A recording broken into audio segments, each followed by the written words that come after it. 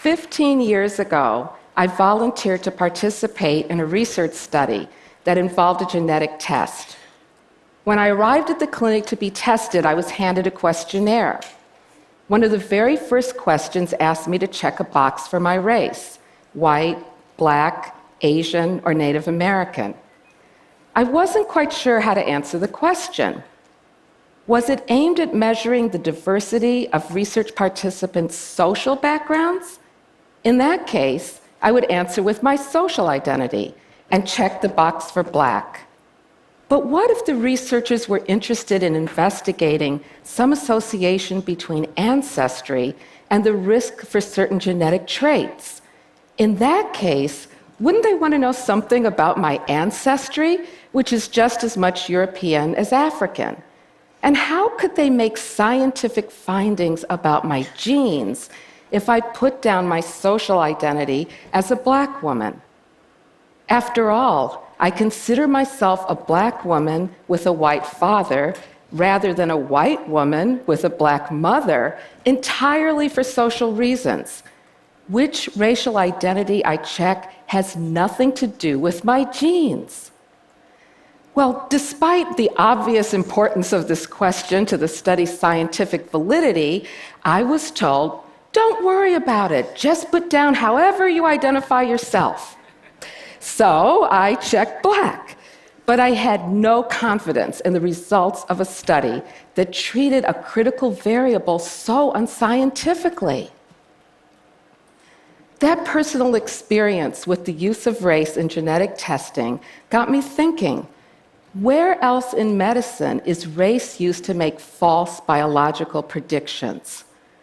Well, I found out that race runs deeply throughout all of medical practice. It shapes physicians' diagnoses, measurements, treatments, prescriptions, even the very definition of diseases. And the more I found out, the more disturbed I became. Sociologists like me have long explained that race is a social construction.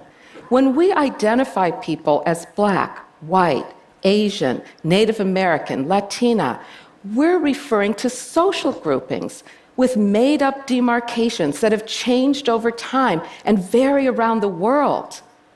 As a legal scholar, I've also studied how lawmakers, not biologists, have invented the legal definitions of races. And it's not just the view of social scientists. You remember when the map of the human genome was unveiled at a White House ceremony in June 2000?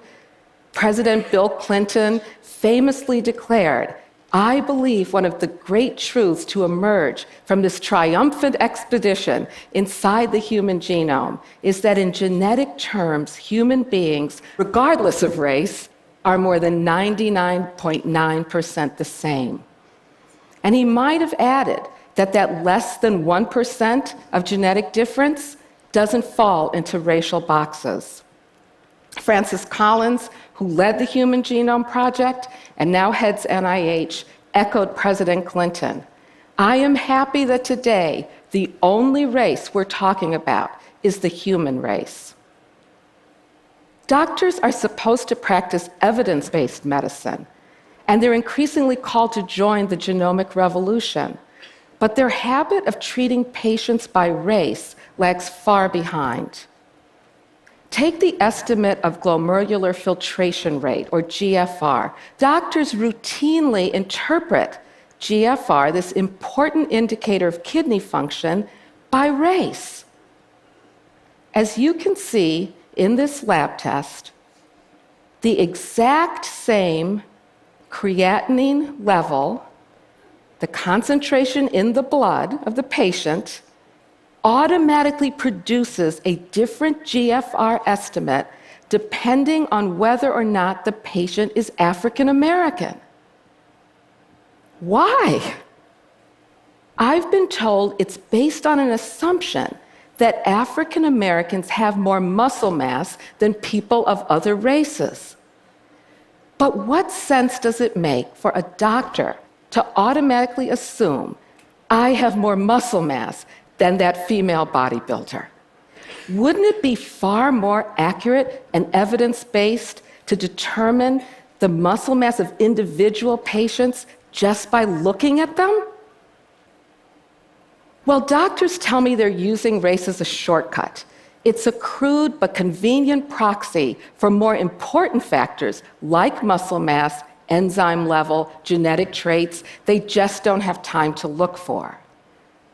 But race is a bad proxy. In many cases, race adds no relevant information at all. It's just a distraction. But race also tends to overwhelm the clinical measures. It blinds doctors to patients' symptoms, family illnesses, their history, their own illnesses they might have, all more evidence-based than the patient's race. Race can't substitute for these important clinical measures without sacrificing patient well-being.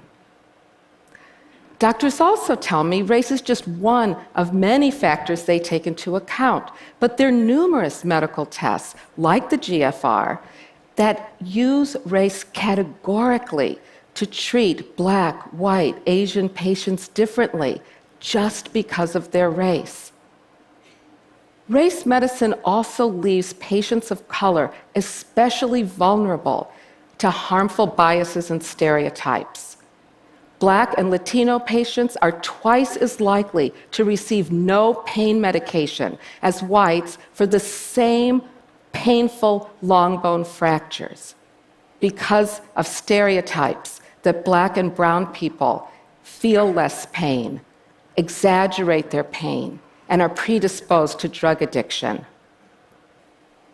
The Food and Drug Administration has even approved a race-specific medicine.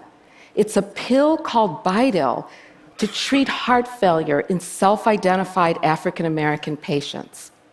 A cardiologist developed this drug without regard to race or genetics, but it became convenient for commercial reasons to market the drug to Black patients.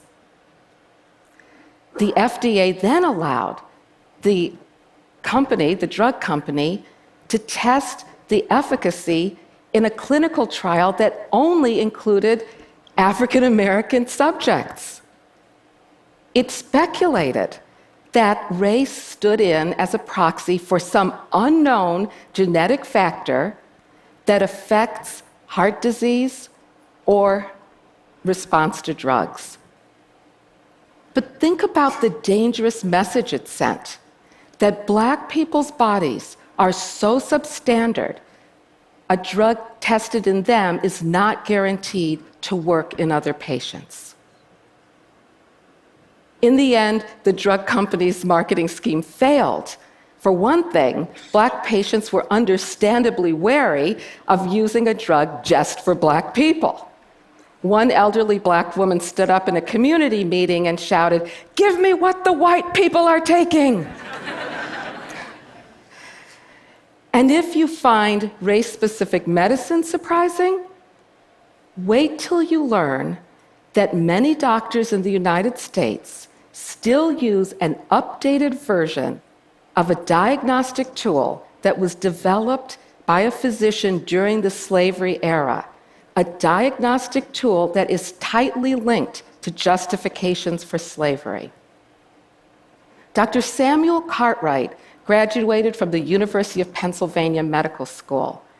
He practiced in the Deep South before the Civil War, and he was a well-known expert on what was then called Negro medicine. He promoted the racial concept of disease, that people of different races suffer from different diseases and experience common diseases differently. Cartwright argued in the 1850s that slavery was beneficial for Black people for medical reasons. He claimed that because Black people had lower lung capacity than whites, forced labor was good for them. He wrote in a medical journal, "It is the red, vital blood sent to the brain that liberates their minds when under the white man's control. And it is the want of sufficiency of red vital blood that chains their minds to ignorance and barbarism when in freedom. To support this theory, Cartwright helped to perfect a medical device for measuring breathing called the spirometer to show the presumed deficiency in Black people's lungs. Today, doctors still uphold Cartwright's claim that Black people as a race have lower lung capacity than white people. Some even use a modern-day spirometer that actually has a button labeled race, so the machine adjusts the measurement for each patient according to his or her race. It's a well-known function called correcting for race. The problem with race medicine extends far beyond misdiagnosing patients. Its focus on innate racial differences in disease diverts attention and resources from the social determinants that cause appalling racial gaps in health: lack of access to high-quality medical care, food deserts in poor neighborhoods, exposure to environmental toxins, high rates of incarceration, and experiencing the stress of racial discrimination. You see, race is not a biological category that naturally produces these health disparities because of genetic difference. Race is a social category that has staggering biological consequences, but because of the impact of social inequality on people's health. Yet race medicine pretends the answer to these gaps in health can be found in a race-specific pill. It's much easier and more lucrative to market a technological fix for these gaps in health than to deal with the structural inequities that produce them. The reason I'm so passionate about ending race medicine isn't just because it's bad medicine. I'm also on this mission because the way doctors practice medicine continues to promote a false and toxic view of humanity. Despite the many visionary breakthroughs in medicine we've been learning about, there's a failure of imagination when it comes to race. Would you imagine with me just a moment, what would happen if doctors stopped treating patients by race? Suppose they rejected an 18th century classification system and incorporated instead the most advanced knowledge of human genetic diversity and unity, that human beings cannot be categorized into biological races. What if, instead of using race as a crude proxy for some more important factor, doctors actually investigated and addressed that more important factor? What if doctors joined the forefront of a movement to end the structural inequities caused by racism, not by genetic difference? Race medicine is bad medicine. It's poor science, and it's a false interpretation of humanity. It is more urgent than ever to finally abandon this backward legacy and to affirm our common humanity by ending the social inequalities that truly divide us. Thank you. Thank you. Thanks. Thank you.